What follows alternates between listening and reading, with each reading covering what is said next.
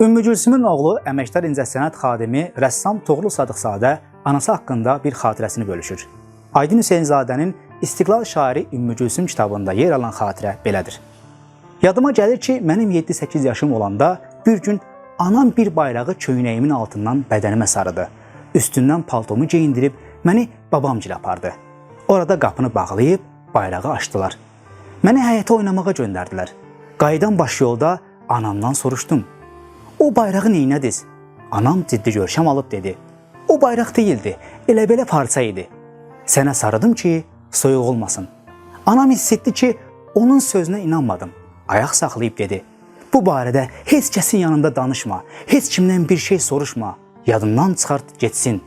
Sonradan anladım ki, bu parlament binasından yeri atılmış bayraq idi. İçəri şəhərdə saxlayıbmış. Bax, budur Ümmü Gülsüm. Bütün xatirələrdə məğrur, vətənə bağlılığı hər an hiss edilən və sorğu-sual olunmayan Azərbaycan qadını, anası, Azərbaycan şairəsi. Onun poeziyasını 3 dövrə ayırmaq olar.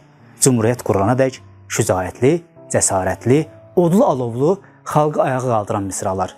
Cümhuriyyət dövrü, fəxarət və qürur hissi, azadlıq apavası.